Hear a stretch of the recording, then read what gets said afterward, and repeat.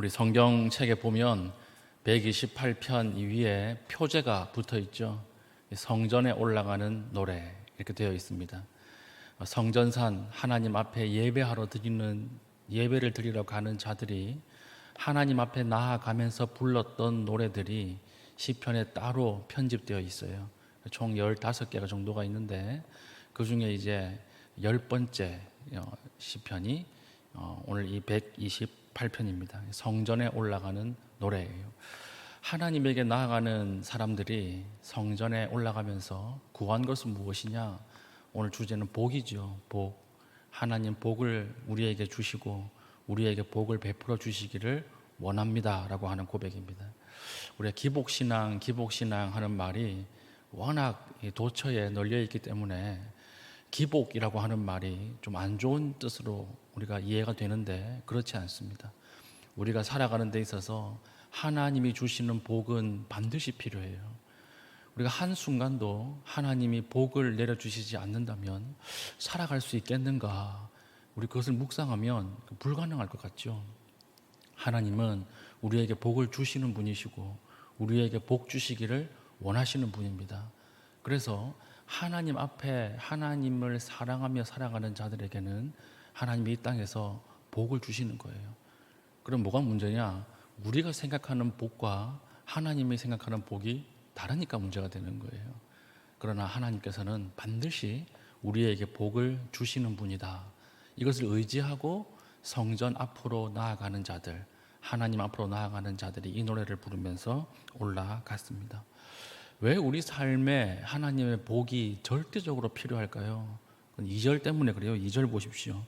내가 내 손이 수고한 대로 먹을 것이라.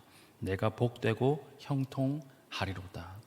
하나님이 우리에게 복을 주시면 우리에게 어떤 일이 벌어지느냐? 내 손이 수고한 대로 먹게 될 것이다. 이것을 약속하고 계십니다. 이게 무슨 복입니까? 싶지만 우리가 수고한 대로 다 먹나요? 그렇지 못합니다. 우리는 수고를 하지만 수고한 것의 반 또는 반의 반도 얻지 못할 때가 더 많아요. 휴가를 마치고 비행기를 타고 오는데 어떤 한 사람이 치약을 가득 산 것 같아요. 주변 사람들에게 이제 선물해 주려고 다 뺏기더라고요. 너무 많이 산 거예요. 치약을 기내 안에 넣으면 안 되거든요. 붙이는 수화물에 넣어야 되는데 몰랐던 것 같아요. 모르고 기내용 수화물에 넣었다가 다 뺏깁니다. 꽤 많이 산 것 같이 보이던데 보십시오. 좀 적은 돈으로 의미 있는 선물을 하려고 그 사람이 짧은 여행 일정 동안에 얼마나 많은 발품을 팔았겠습니까? 고민하고 고민해서 기대하며 사지 않았겠습니까? 그러나 돌아오는 가방은 뭐예요? 빈 가방이에요. 우리의 삶이 그렇습니다. 항상 그래요. 최선을 다하고 노력하고 밤을 새고 수고했지만 우리가 걷지 못하는 때, 우리가 누리지 못하던 때가 더 많다는 것이죠. 하나님께서 이런 우리들에게 복을 약속하시는 것입니다.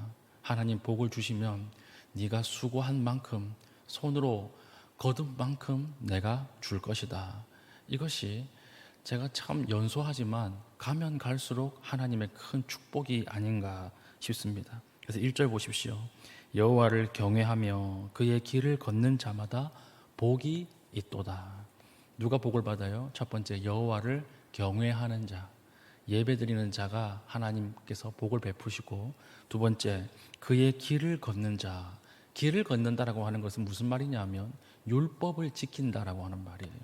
하나님의 말씀을 마음 안에 두고 그 말씀을 내 행동을 통해서 지키는 자에게 하나님 복을 주시는데, 그 복이 어떤 복이에요? 너의 손이 수고한 대로 열매를 먹게 될 것이다. 이 복을 우리에게 주신다라고 하는 것입니다. 그럼 복의 내용은 무엇이냐? 우리는 복 이러면 아주 우리의 연봉이 올라가고 우리의 아파트 평수가 넓어지고 그런 것처럼 생각이 되지만 땅값이 오르고 아파트 가격이 오르고 그거라고 생각을 하지만 오늘 시편에서 찬양하는 자들이 이야기하는 복은 전혀 달라요. 어떤 복이냐? 3절, 내 집 안방에 있는 내 아내는 결실한 포도나무 같으며. 여기서 내 집 안방이라고 하는 것은요, 가장 은밀한 방을 이야기해요. 다른 사람들이 들어올 수 없는 방, 가장 은밀한 곳에 누가 있어요? 아내가 있다라고 하는 말은 무슨 말일까요? 내 마음 안에 심층의식과 무의식, 아무도 위로할 수 없는 내 마음을 서로 아는 존재가 있다라고 하는 것입니다. 우리는 한평생 부부로 살아도 그 마음 안에 깊이 있게 알지 못하고 원수처럼 살다가 무덤에 묻히는 부부도 많거든요. 하나님께서 주시는 복은 무엇이냐? 평생에 내 아내가 나의 동반자가 되는 그 은혜를 주신다라고 하는 거예요. 그래서 직장 생활에서 아무리 스트레스를 받아도 아내의 위로 한마디, 남편의 깊은 그 침대 머리맡에서의 위로 한마디에 다시 일어설 수 있는 것입니다. 이게 하나님 주시는 복이고요. 두 번째는 무엇입니까? 첫 번째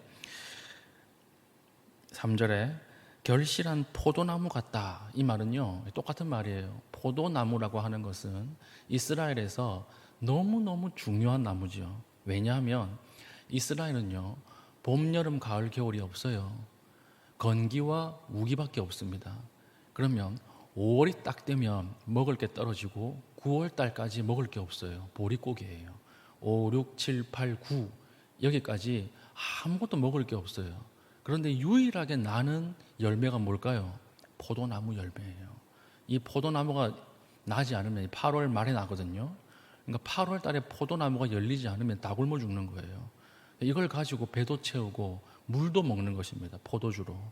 이게 이제 이스라엘의 특징인데, 기후 특징인데, 그러면 결실한 이 아내가 결실한 포도나무와 같다라고 하는 것은 얼마나 부부 사이에 친밀함을 하나님이 주시는가, 이것을 알 수가 있는 것이죠. 그리고 또 무엇입니까? 내 식탁에 둘러 앉은 자식들은 어린 감람나무 같으리로다. 감람나무는 어떤 나무이냐 하면 가지를 수없이 뻗는 나무예요. 그래서 감람나무 하나를 심어 놓으면요, 가지가 올라갈 때마다 가지가 수없이 뻗어 나오는 거예요. 그 옆에서 또 나무가 생기고 또 나무가 생깁니다. 하나님께서 복을 주시는데 아내에게는 깊은 내면을 공유할 수 있는 인생의 동반자가 되게 하시고, 자녀들에게는 어떤 복을 주세요? 가면 갈수록 뻗어나가는 거예요. 그 자녀들이 하나님 앞에 형통하게 살다가 가문을 이루게 만드는 것입니다. 이것이 하나님 주시는 큰 복인데, 이 복은 누구에게 주세요? 하나님을 경외하고 그 말씀을 지키는 자에게 하나님이 이 복을 주신다라고 하는 것이죠. 그래서 감람나무라고 하는 것은 힘있게 뻗어나가는 것, 힘있게 뻗어나가는 것을 통해서 자녀들을 통해 나의 사명이 완성이 되고, 부모의 마지막 노후가 안정이 되고, 자녀들을 통해서 하나님의 비전을 바라보게 되는 거예요. 이것을 하나님이 주시는 복이에요. 이런 복은 필요 없어요. 그렇지 않습니다. 이게 얼마나 중요한 복입니까? 가정의 축복, 그리고 일상의 축복. 이 축복은 두 가지죠. 가정 속에서 매일매일 하나님의 은혜가 흐른다라고 하는 것은 어떤 특별한 일이 생기지 않더라도, 로또에 당첨되지 않더라도 일상 속에서 하나님이 보호하시고 은혜를 베푸시는 복이 있다라고 하는 거예요. 이게 복입니다, 여러분. 이 땅에 제가 목양을 하다 보니까 아침에 인사하고 나갔다가 저녁에 다 같이 모일 수 없는 가정이 많아요. 아침에 당연히 저녁에 볼 줄 알고 인사하고 나갔는데, 심지어 나쁜 소리 하고 보냈는데 그게 마지막인지 몰랐던 가정도 많습니다. 이것이 우리 가정에서 국가로 퍼지고 전 세계로 퍼지면 더 많아요. 얼마나 많겠습니까? 그러나 하나님이 그날 하루를 보호해 주셔서 아침에 나갔던 가족들이 들어와서 함께 식탁에 둘러앉아서 은혜를 나눈다라고 하는 것은 그 보통 축복이 아니다라고 하는 것이죠. 이게 일상성의 축복이에요. 두 번째 축복은 무엇입니까? 자녀들의 복입니다. 가정의 복이죠. 억만금을 쌓아놓으면 뭐합니까? 가정이 싸운다. 자녀들이 싸운다. 부자의 장례식에는 자식이 없다는 말 제가 종종 했잖아요. 정말 그렇습니다. 부자들의 장례식장에는 자식이 없어요. 상속자만 있을 뿐이에요. 얼마나 지저분하게 싸우는지. 야, 정말 저 재물 때문에 이 고인이 얼마나 한 평생 고통스러웠을까. 이런 장례식장이 종종 있을 정도입니다. 오늘 하나님이 우리 이 땅에 주시는 복이 무엇입니까?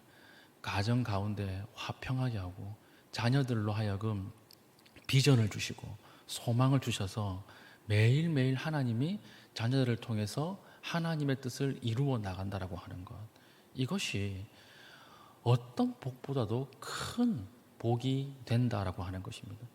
보면 성전에 올라가는 노래죠.